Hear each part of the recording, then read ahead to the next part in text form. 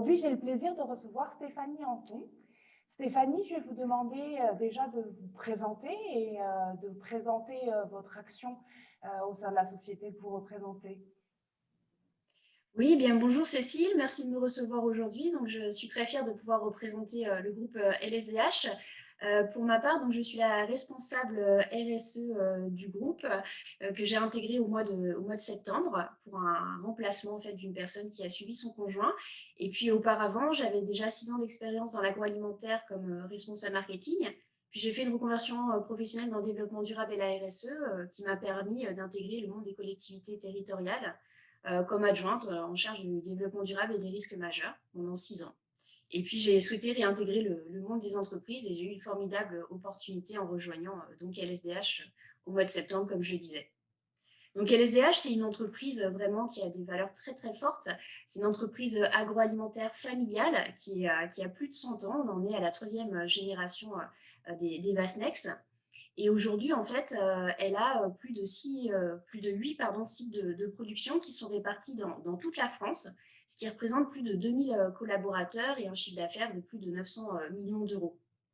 Il faut savoir qu'elles vendent à peu près plus d'1 milliard d'unités par an, sous marque principalement de distributeurs, donc dans plus de 90%.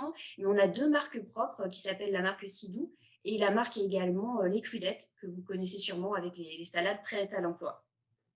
On est vraiment sur une union de savoir-faire qui s'organise autour de deux grands pôles. On a tout ce qui est pôle liquide, en fait, qui est spécialisé dans les produits laitiers, les boissons végétales, les soupes, les jus de fruits, les boissons plates et gazeuses, et même aussi les sirops. Et un pôle, en fait, végétal, où là, on produit des salades, des crudités, des légumes et des fruits prêts à l'emploi.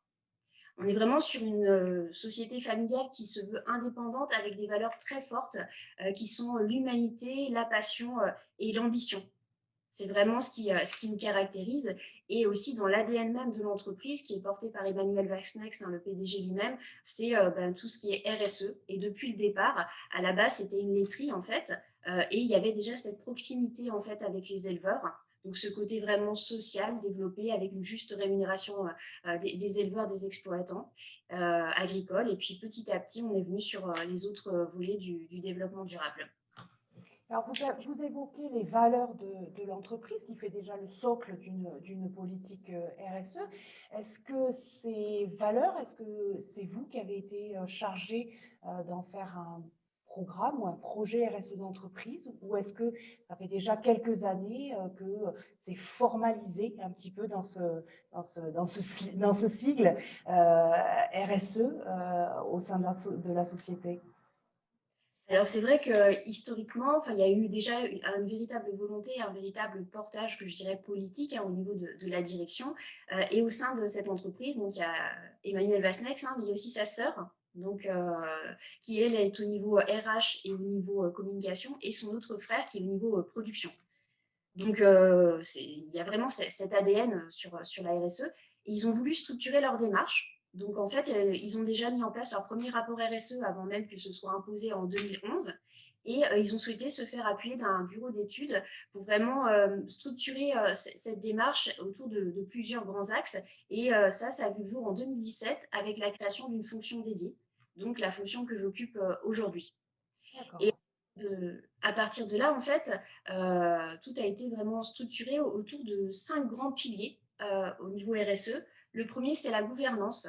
Donc, en fait, on veut montrer qu'on agit dans le présent, mais tout en préparant l'avenir en étant une entreprise résiliente. Et c'est d'autant plus d'actualité aujourd'hui avec le contexte sanitaire. Et qu'on est sur une gouvernance qui se veut impliquante et responsabilisante. Et c'est dans ce cadre-là, et j'y reviendrai, qu'il y a eu la création du réseau Colibri, en fait, pour montrer que nous, à notre niveau, on est capable d'agir à l'instar du colibri.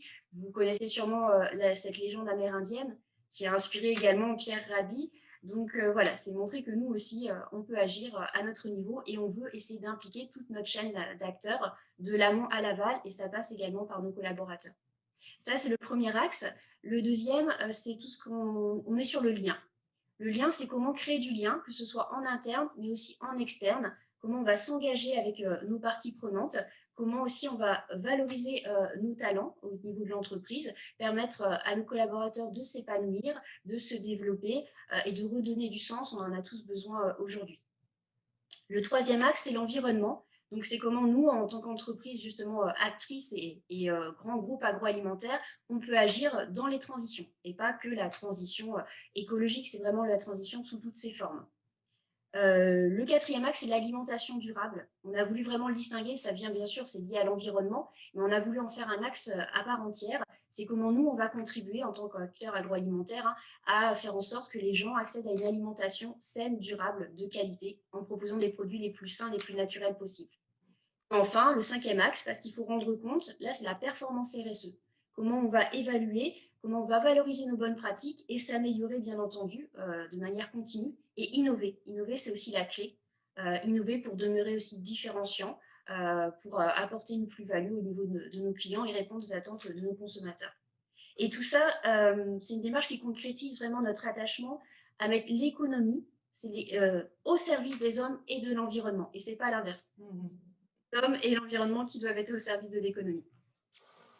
Et alors, cet aspect humain, justement, comment mettre les femmes et les hommes de l'SDH au cœur de l'économie et comment valoriser chaque individu dans ce collectif, vous avez mis en place une démarche qui est une démarche assez singulière, celle d'un réseau d'ambassadeurs Colibri au sein même de l'entreprise.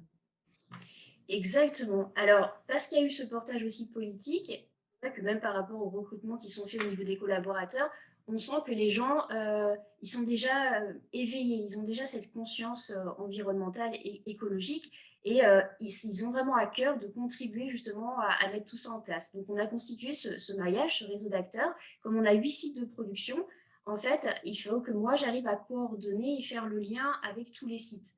Donc, dans ces cas-là, moi, j'ai un référent, ce qu'on appelle un référent RSE au niveau Colibri sur chaque site. Donc, souvent, en fait, c'est quelqu'un qui est sur tout ce qui est hygiène, qualité, sécurité, environnement.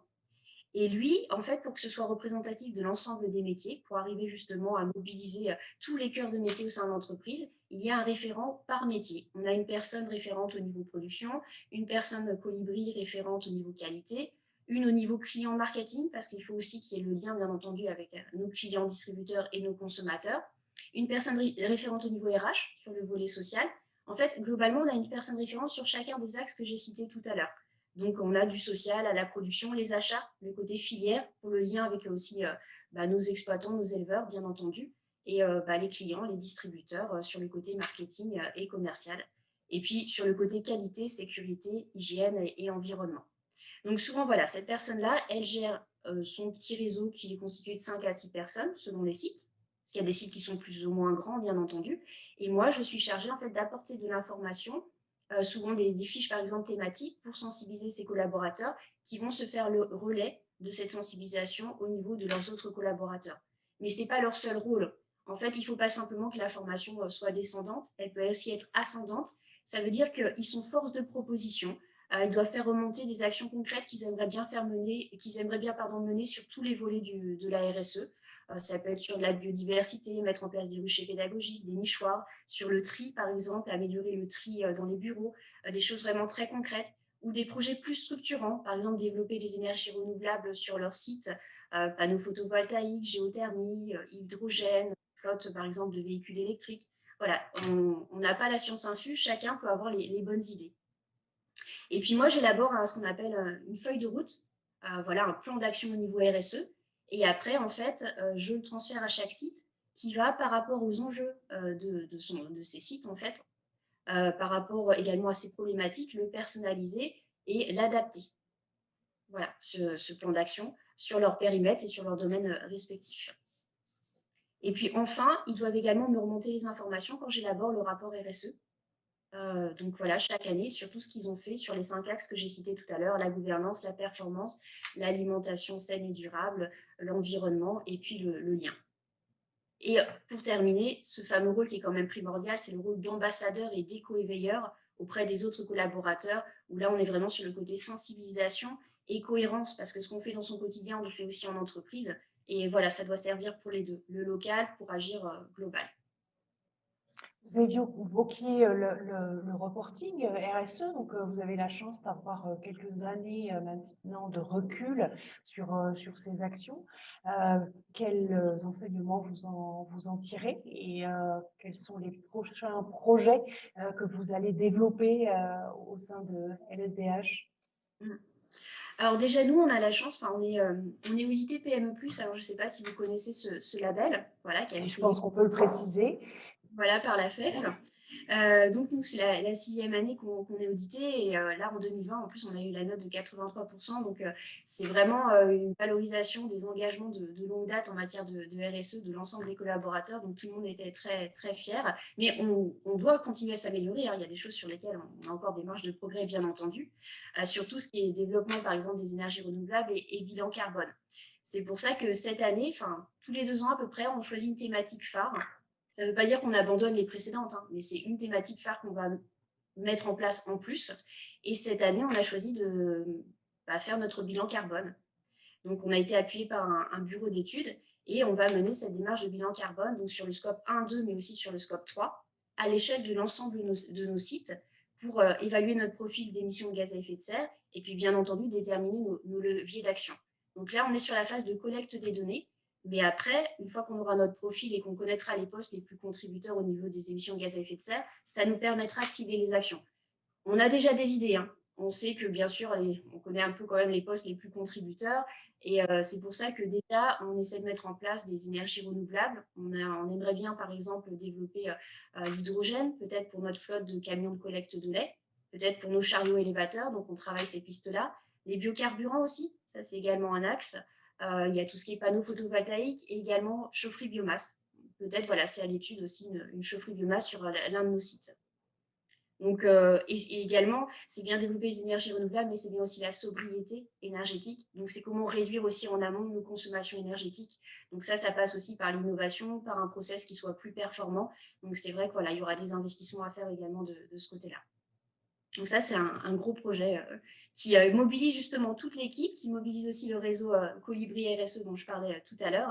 Et ça permet vraiment de développer cette culture commune au niveau RSE, et là en particulier sur la transition énergétique, avec, on a quand même une réglementation respectée à l'horizon 2050. Il faut qu'on soit aussi une entreprise neutre en carbone. Donc voilà, on va se donner les moyens pour agir aussi.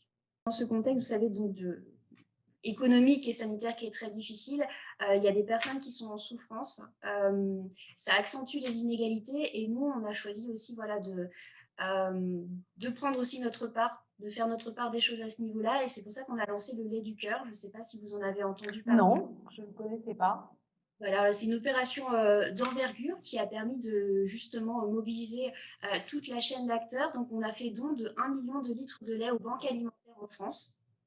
Donc, on n'est pas les seuls, hein. Donc, l'idée a germé dans la tête, bien sûr, d'Emmanuel Vasnex, notre PDG, fin 2020. Il s'est appuyé sur tout son réseau. Donc, en fait, il a associé les producteurs de lait qui donnent gracieusement le lait. Donc, c'est toutes les organisations de producteurs, la PLBC, BVS, Landemont et d'autres producteurs de lait avec des marques partenaires comme C'est qui le patron, que vous connaissez sûrement, Fair France ou Cantavélote, qui ont répondu vraiment favorablement à cette démarche. On a sollicité nos fournisseurs d'emballage, donc ils fournissent eux la brique de lait. On a également sollicité bien entendu nos transporteurs et nos chauffeurs, donc qui pareil fournissent gracieusement le transport, et puis nous qui assurons la collecte et le conditionnement. Et tout ça, ça part au niveau des banques alimentaires pour les plus démunis. Donc voilà, c'est un bel élan de solidarité. Et on a également aidé aussi les étudiants qui sont vraiment en souffrance en ce moment, par exemple sur le campus d'Orléans, en fournissant des palettes complètes de lait pour les étudiants. Mais comme quoi, voilà, la RSE, c'est très très large et ça ne s'arrête pas qu'au volet environnemental dont on parle souvent, il y a aussi le volet social. Absolument. Et je ne doute pas que cette expérience va en inspirer d'autres. En tout cas, on le souhaite. Justement, exactement. On espère que ça va lancer une dynamique et que chacun, sur son cœur d'activité, va pouvoir faire la même démarche. Exactement. Voilà. Et un autre sujet qui préoccupe beaucoup en ce moment, c'est le soja. Vous savez, Oui. lié à la déforestation. Donc, nous, on a aussi trouvé une solution et puis on se diversifie dans les boissons végétales. Donc, on va ouvrir une nouvelle usine qui va être en construction près du site de Saint-Denis-l'Hôtel qui s'appellera Innover. C'est une usine d'extraction du végétal et sur place, on va produire notre propre soja pour déjà aussi maîtriser voilà, toute la chaîne de l'amont à l'aval et puis proposer aussi des alternatives alimentaires par rapport aux personnes qui peuvent être aussi intolérantes, etc., en se développant sur les boissons végétales avec un véritable centre de ressources R&D sur place. Voilà, donc c'est prévu pour 2022-2023 selon l'avancée des travaux. Voilà, des beaux projets. Absolument. Beaucoup de travail pour vous, très certainement, mais j'imagine que ça doit être assez exaltant.